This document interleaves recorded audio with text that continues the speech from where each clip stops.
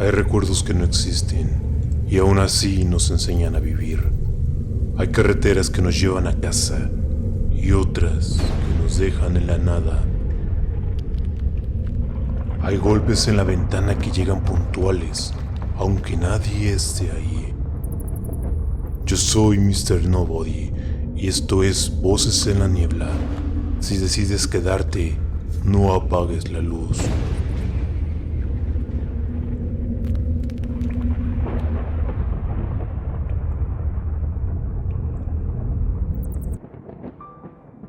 Primero, un programa infantil que nadie recuerda o que nadie debería recordar.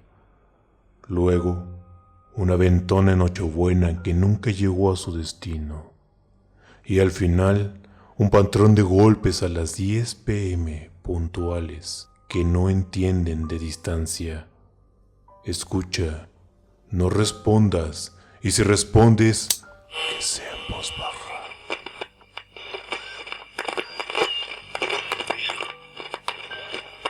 Cuando era niño, entre los 2 y los 10 años, siempre veía el mismo programa después de la escuela.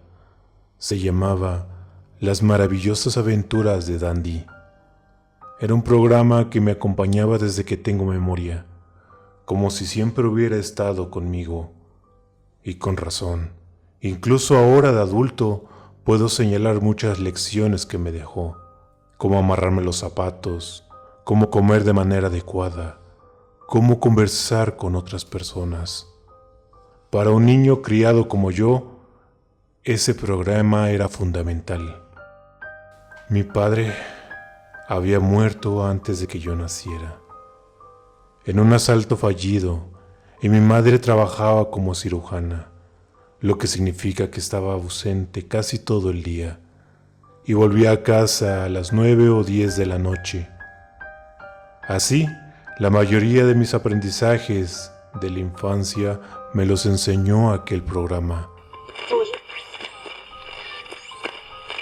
Cada episodio empezaba de la misma forma. Dandy, un diente de león antropomórfico, y sus hermanas Rosie, Daisy y Bonnie Azul subían corriendo una colina y chascaban sus talones, que en realidad eran hojas. Miraban directo al espectador y preguntaban cómo había estado nuestro día. Hola, ¿cómo estás? Esperaban 5 segundos y luego respondían según el tono del episodio. Si era alegre, sonreían y decían que eso era fantástico. Si era triste, compartían un gesto de aprobación y concluían que era una lástima. Cada tarde al volver de la escuela, yo les respondía en voz alta como si realmente me escucharan.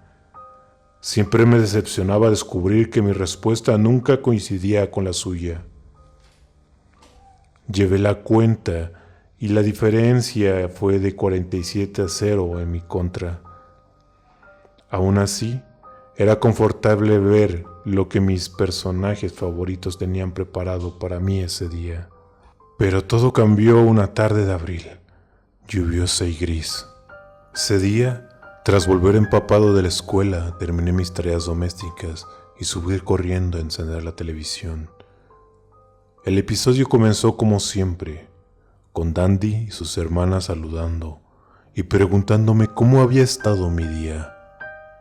La verdad es que había sido terrible. En la escuela tenía una maestra llamada la señora Carol, quien se aprovechaba de que yo era el niño callado y nerd para atacarme. Me decía constantemente que era raro, que no tenía amigos, que era un perdedor. Cada vez que intentaba denunciarla, nadie me creía. Ese día fue peor. Uno de mis compañeros le contó sobre la muerte de mi padre y ella lo utilizó en mi contra, una burla y comentarios crueles. No me golpeó, pero se sintió como si lo hubiera hecho. Me desahogué con Dandy, le conté cuánto la odiaba, lo grosera que era, lo enojado que estaba con ella. Hablé tanto que olvidé un detalle. Había pasado más de 5 segundos y los personajes seguían en silencio. No hubo interrupciones, ni respuestas, ni siquiera música de fondo. Cuando levanté la vista hacia la pantalla, noté algo distinto. Ya no tenía las expresiones habituales alegres y melancólicas. No, esta vez parecían furiosos. Todos fruncían el ceño como si hubiera escuchado algo que los ofendía profundamente. Dandy era el que más rabia transmitía. Con voz dura, casi que entre dientes, dijo que lo que me había hecho era muy grosero. Bonnie Azul se adelantó, con los brazos cruzados y con una mirada penetrante, aseguró que las personas así eran malas. Los demás lo apoyaron con un exacto al unísono. Después, Dandy retomó la calma y señaló que justamente ese día hablaría con los abusadores. La escena cambió entonces a la cafetería de una escuela, colorida, alegre, típica de un programa infantil. Rosie señaló a otra flor, a quien llamó la señora Wilkins. Aseguró que era la peor, la abusona de la escuela, y que lo peor era que además era maestra. Daisy explicó que a todos le tenía miedo. Dandy en el centro afirmó que para librarse de un abusón a veces era necesario darle una lección. Algo que hiciera pensarlo 2 veces antes de meterse contigo. Todos estuvieron de acuerdo. Bonnie Azul preguntó si eso traería problemas. Pero enseguida, mirando hacia mí, concluyeron que para librarse de un abusón valía la pena. El episodio terminó con ellos deseándome suerte, como siempre. Me quedé impactado. Era como si el universo me hubiera dado la respuesta que necesitaba. Pero era la respuesta equivocada. Por mucho que yo odiara a la maestra, no valía la pena arriesgar todo peleándome con ella. No me resolvería nada, de hecho, empeoraría la situación. Por primera vez entendí que el consejo de mi programa había sido malo. El golpeteo constante de la lluvia me adormeció y decidí dormir un rato. Me recosté en la almohada y me dejé llevar por el sueño. Pero a las 7:30 de la noche, un grito me arrancó de golpe el descanso. Una voz fuerte, agresiva, retumbante, ordenaba que me despertara. No había amabilidad, solo rabia. Me levanté de golpe y vi que la televisión estaba encendida. En la pantalla estaba Dandy, pero esta vez no estaba con sus hermanos. En el fondo era oscuro, casi negro, como la luna visible. La hierba, que antes era verde brillante, ahora se veía amarillenta y enferma. Dandy, con el ceño fruncido, me reclamaba, decía que yo quería escucharlos, que ellos habían intentado ayudarme como siempre lo habían hecho. Me preguntó si acaso ya no me gustaban. Antes de que pudiera responder, aparecieron sus hermanas. Dijeron que en realidad nunca me habían querido.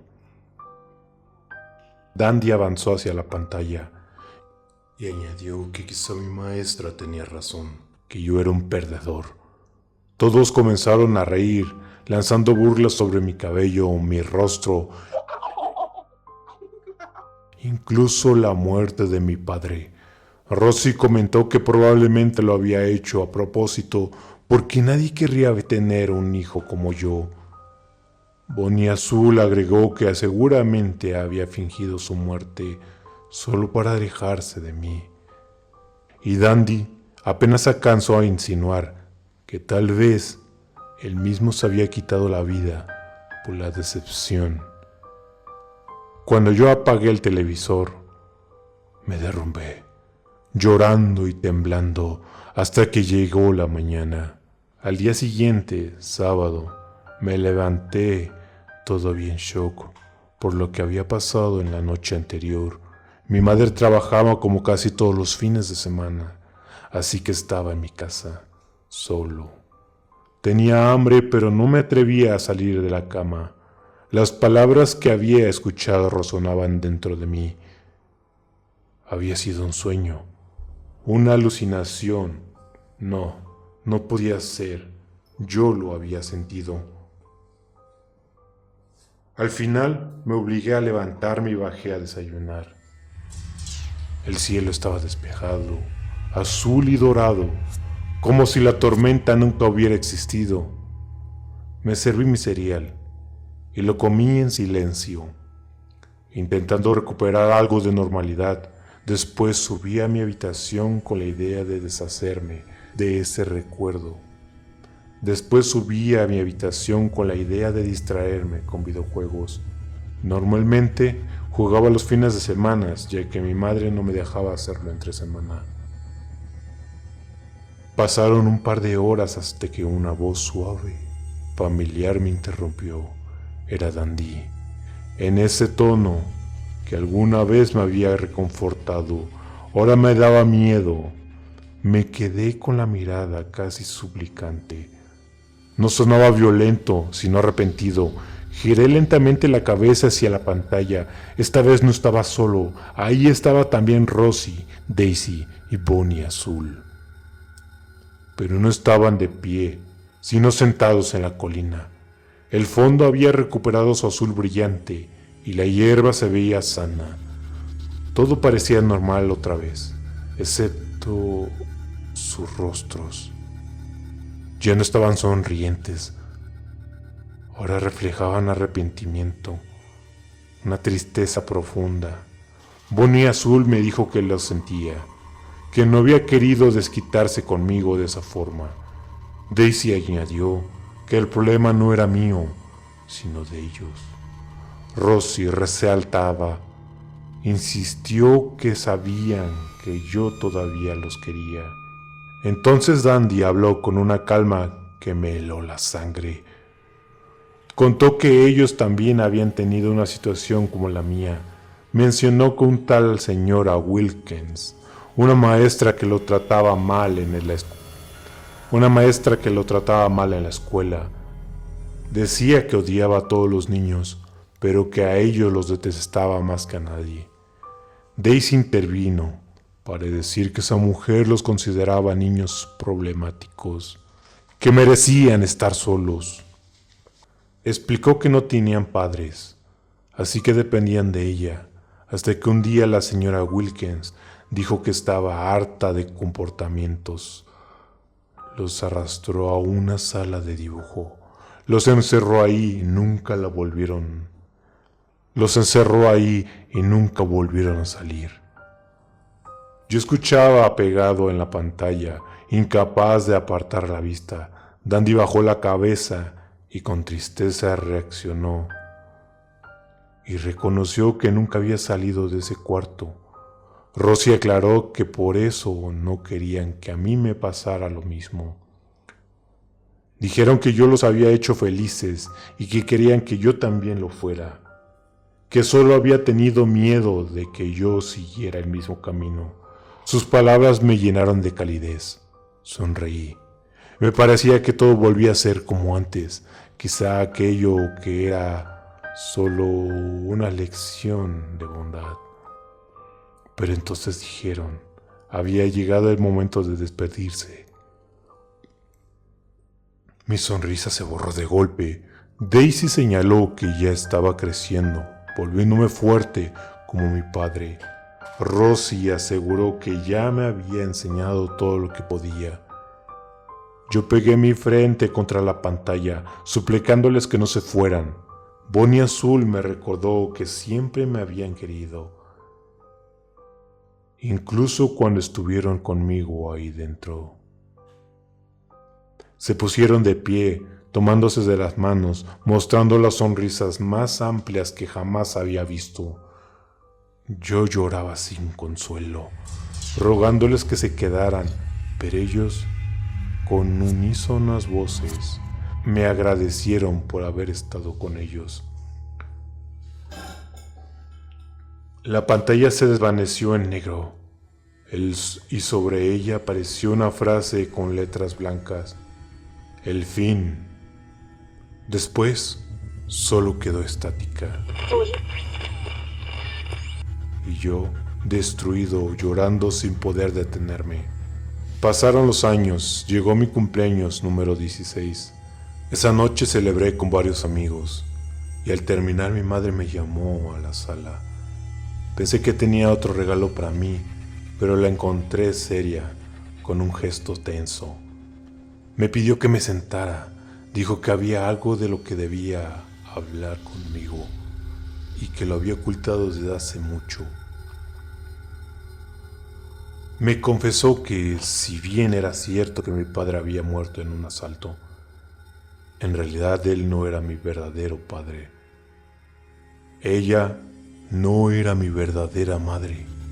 Cuando yo apenas tenía 1 año, mis padres biológicos habían muerto en un accidente, arrollados por un camión que perdió el control. Yo me salvé porque estaba en la guardería. No tenía familiares cercanos, así que fui al puesto de adopción.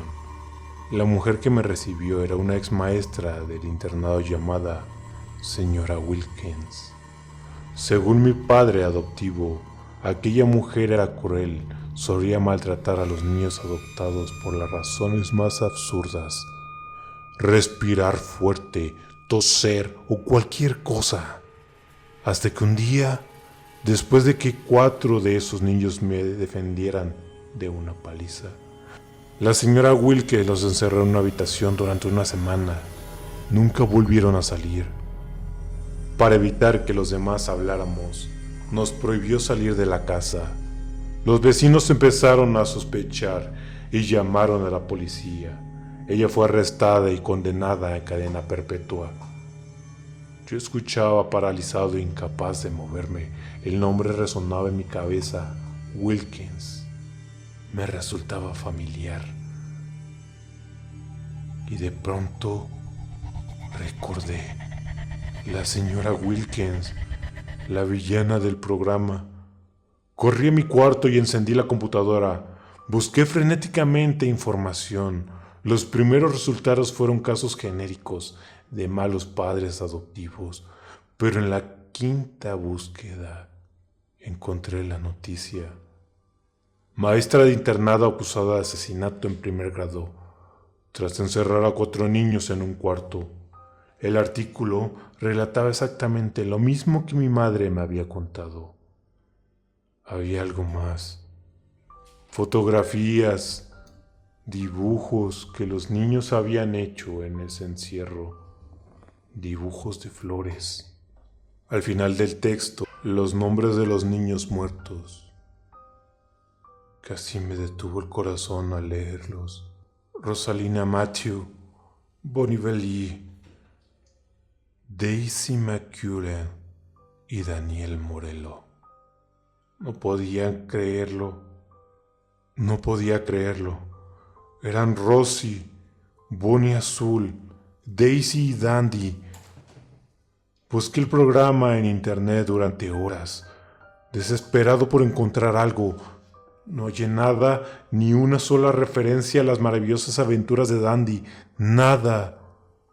Que había visto entonces, lo había imaginado. Era una alucinación provocada por el trauma. No tenía sentido, pero lo cierto es que todo encajaba. Los nombres, el programa, la figura de la maestra, todo se alineaba con aquel caso. Los sentimientos me desbordaban: miedo, confusión, tristeza, empatía y finalmente valor. Hoy tengo 28 años y llevo más de 8 trabajando como animador. Hace poco presenté la idea de las maravillosas aventuras de Dandy y justo ayer fue aprobada. Lo hago por ellos, porque aunque nunca se sepa si el programa original existió o no, esta vez será real y quiero que ayude a otros niños como me ayudó a mí. Nunca había contado esta historia a nadie y no pensaba hacerlo hasta hoy. Mientras escribía estas palabras, recibí un sobre en la puerta sin remitente. En la parte frontal decía simplemente: de tus amigos. Dentro encontré una hoja vieja, arrugada, como si hubiera estado expuesta al sol durante años. En un lado había un dibujo infantil, o más bien un collage de estilos distintos, como si varios niños lo hubieran hecho juntos. El papel estaba desgastado, pero el dibujo se veía fresco, como si hubiera sido creado ese mismo día. Eran ellos, los personajes. Esta vez tenían alas blancas y halos sobre la cabeza, mientras una pequeña mariposa los guiaba hacia el sol. Estaban de la mano, tal como su última vez que los vi. En el reverso, en cada esquina, escrito con colores amarillo, índigo, rojo y blanco, aparecía una misma frase repetida: gracias. En el centro, un corazón dividido en cuadrantes, pintado con los mismos colores, y yo, con lágrimas en los ojos, solo pude responder en silencio: gracias a ustedes también, amigos. Cuando la pantalla se va a negro, algunas voces encuentran otra forma de regresar. Pero hay viajes donde la voz que responde no es la tuya. Súbete, Nochebuena, autopista, un solo faro que se detiene. La siguiente lección no llega en dibujos. Llega a 110 millas por hora.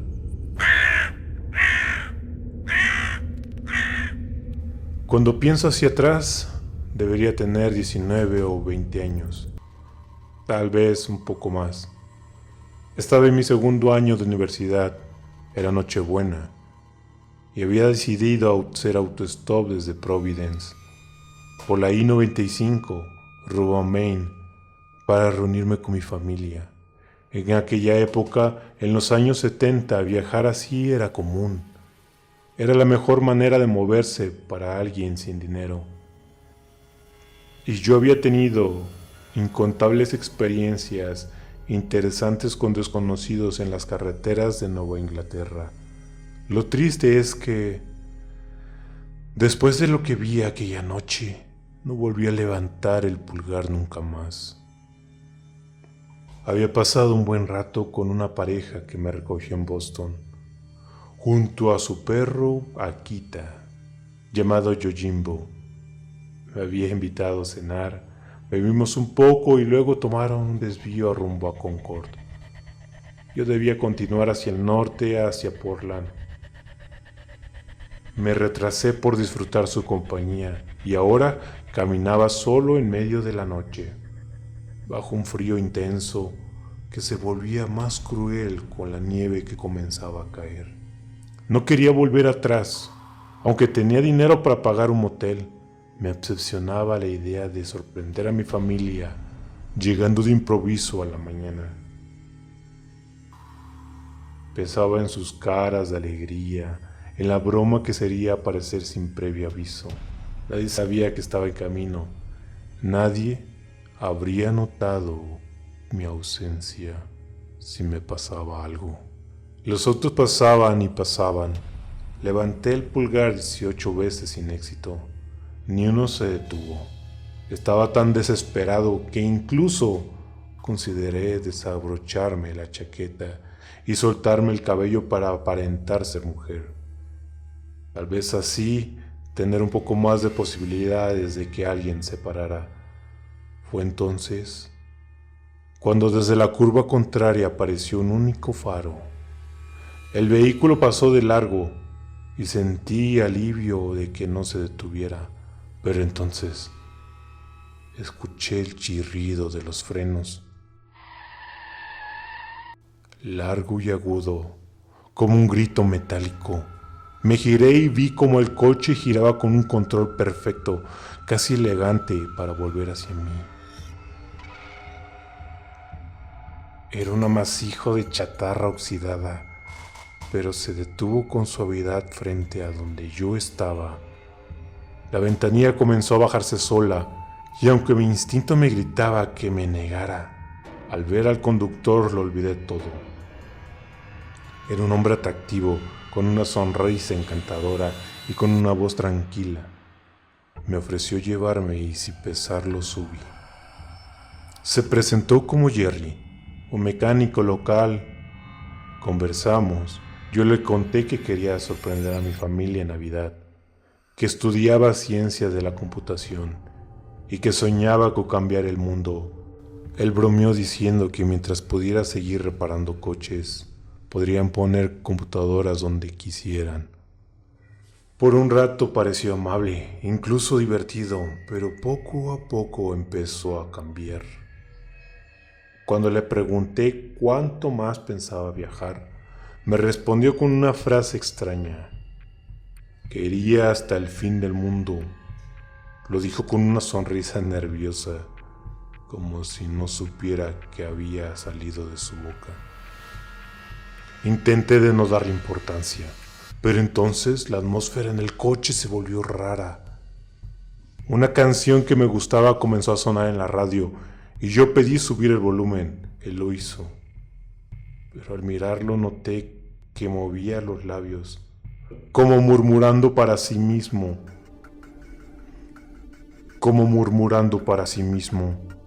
Luego gritó de repente, como si alguien invisible le hubiera hablado.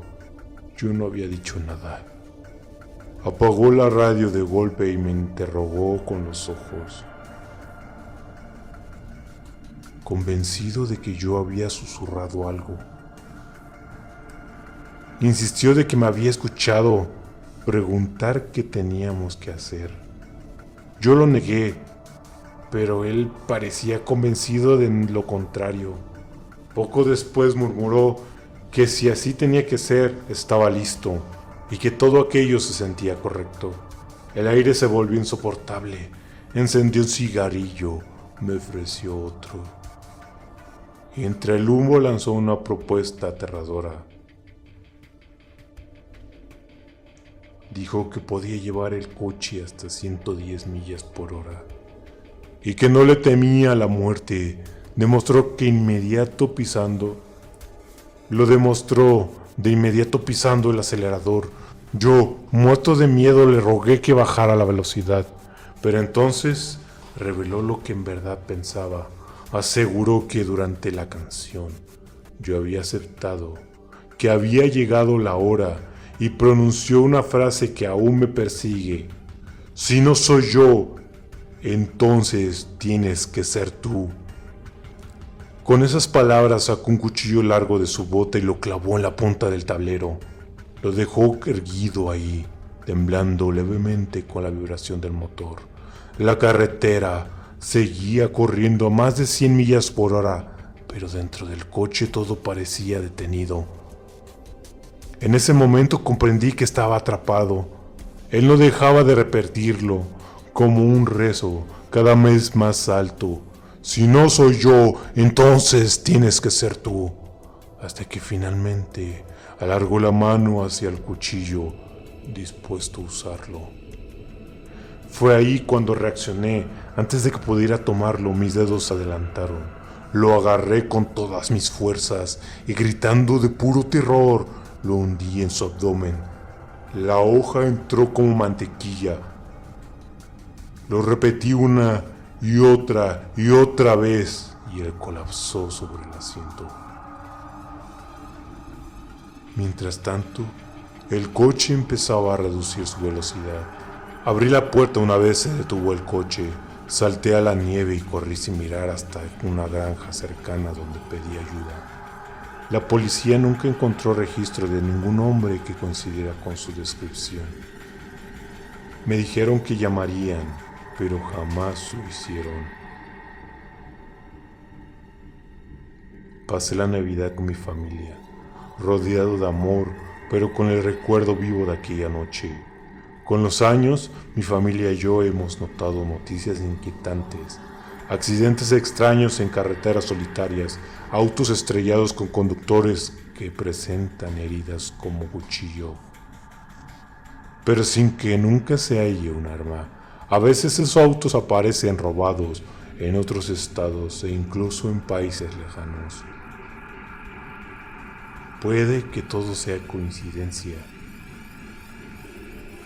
pero puede que solo sean historias que conectamos en la imaginación. Pero yo juro que justo antes de saltar escuché a Jerry reír, y lo último que recuerdo en su voz gritando desde la sombra del coche: "Gracias, Sandy. Me encanta cuando soy yo".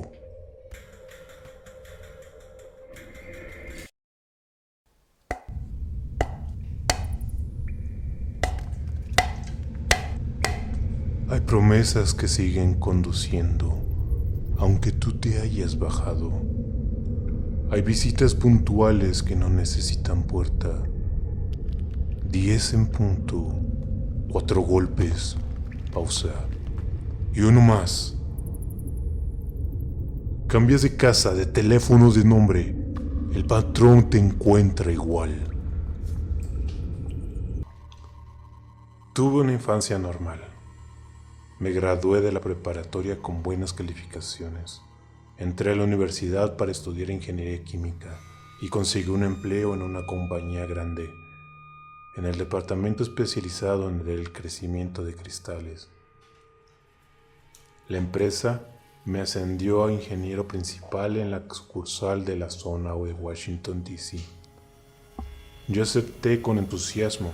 Era una nueva experiencia y además estaba solo a unas horas de mi casa.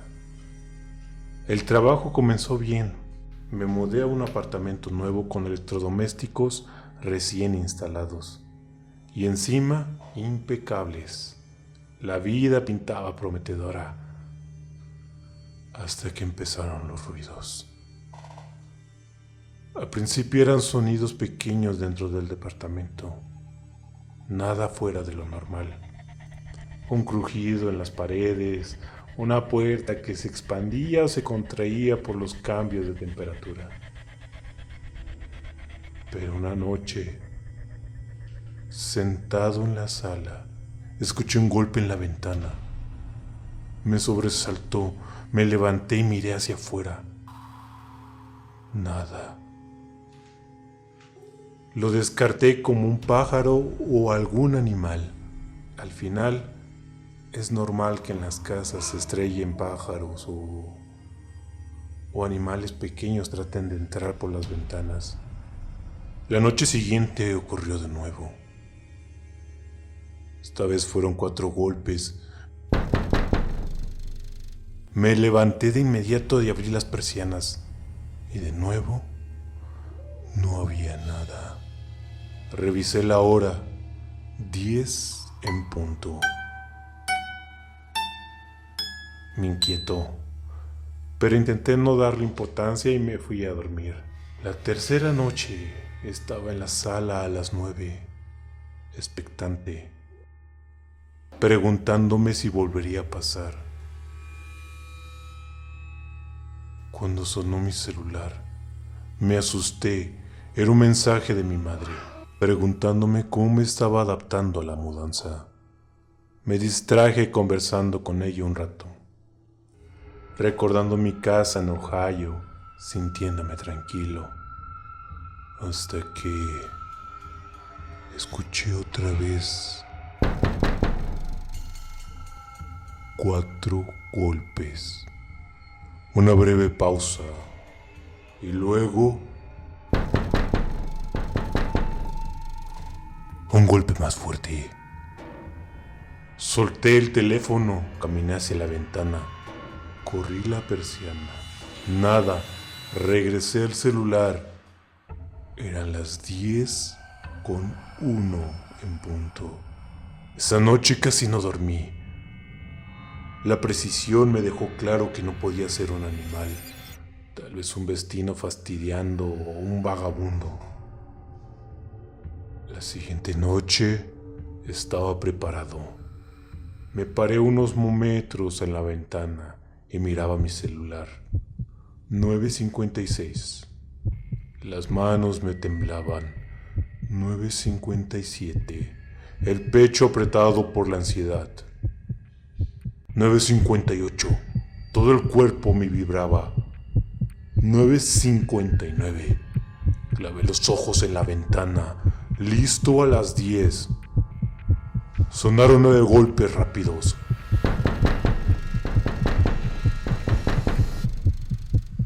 Corrí a abrir las persianas. Nadie. Me desplomé en el suelo, apoyando la cabeza contra el marco de la ventana. Entonces volvieron a sonar 4 golpes más. Me giré de inmediato y seguía sin haber nada. Me harté, salí del departamento y subí al coche. Conduje hasta un hotel cercano. En la cama del hotel, mirando el techo, un pensamiento me atravesó. 4 golpes. Luego 4 y uno más. Después 9 rápido. Y 4 rápidos. ¿Será un código? Abrí ChatGPT. Escribí los patrones de los golpes. Primero me dio la palabra date. No me convenció. Luego habló de señales de emergencia, de patrones para identificar a alguien. No obtuve respuestas claras. Al día siguiente compré una cámara con sensor de movimiento y luz. La instalé frente a mi ventana. Esa noche, a las 10 en punto, los golpes sonaban otra vez. 4 firmes, más fuertes que nunca. Revisé la app. La cámara no había detectado nada. Decidí que era suficiente. Hice una maleta rápida y conduje de regreso a Ohio. Avancé toda la noche. Al llegar me acosté en mi antiguo cuarto y dormí unas cuantas horas. Cuando desperté, mi madre me preguntó qué ocurría. Le dije que me estaban acosando y que necesitaba alejarme. Evité los detalles. Contarlos en voz alta sonaban como una locura. Pasé ese día tranquilo en mi casa de la infancia. Me sentía seguro. Pero a las 10 de la noche, recostado en la cama, lo escuché. 4 golpes. Pausa. Uno más. Había seguido mis pasos 400 millas hasta la casa de mis padres. Entré en pánico. Llamé a 911. La policía llegó. Me escuchó y tomó un reporte. Aunque me miraban como si estuviera loco. Decidí huir una vez más. Dejé mi teléfono en la casa para que no pudieran rastrearme. Me fui a donde un amigo en Dayton. Intercambiamos autos para despistar. Después seguí conduciendo al oeste, sin rumbo fijo. En Kansas compré 5 celulares de prepago y usé uno para llamar a mi madre. Después de actualizarla, lo partí en 2 y seguí huyendo. Una noche en Colorado escuché 9 golpes en la ventanilla trasera de mi coche. Giré bruscamente el volante y terminé en un campo. Bajé y grité al vacío. Nadie respondió. Entonces 4 golpes más en el otro lado del auto. Corrí alrededor y nada. De vuelta en el coche. Miré el teclado del celular. Los números correspondían a letras. Los golpes parecían formar combinaciones. GHZ. No sabía qué significaba. Busqué en internet. Gigahertz, Global Hardware Zone, Green Hill Zone, nada útil. Pasaron los meses. Donde fuera que me escondiera, siempre, a las 10 de la noche, los golpes regresaban. En un hotel en Oregon, en un tren nocturno a Las Vegas, incluso en medio del desierto de Albuquerque, lejos de todo. Mis ahorros se agotaron. Me armé con armas y municiones. Crucé la frontera a Canadá hasta un pueblo perdido llamado Slave Lake. Me escondí ahí, esperando la hora maldita. Llegaron las 10. Silencio. No hubo golpes. Miré alrededor desconcertado. Entonces lo vi. Un hombre a lo lejos, con una túnica oscura y capucha, caminaba hacia mí. A medida que él se acercaba, distinguí su figura. No era alto, apenas 1,20 m, como si la cabeza desproporcionada y manos confundidas en guantes blancos. Sus zapatos eran rojos brillantes. Solté el arma y me arrodillé. No era humano. La criatura dejó caer la capa. Frente a mí estaba Sonic the Hedgehog. Me miró con seriedad y dijo: Necesitaba mi ayuda, que el doctor Robin King había conseguido una esmeralda del caos y planeaba usarla para dormir el mundo. Yo, con la boca abierta, no pude pronunciar palabra. Las voces de esta noche ya dijeron suficiente. Si sigues aquí, quizás reconociste un eco propio. Gracias por escuchar Voces en la Niebla. Si quieres caminar con nosotros la próxima vez, suscríbete. Si tienes una historia, esa que no le cuentas a nadie, déjala caer en nuestro buzón. La niebla siempre escucha. Hasta la próxima.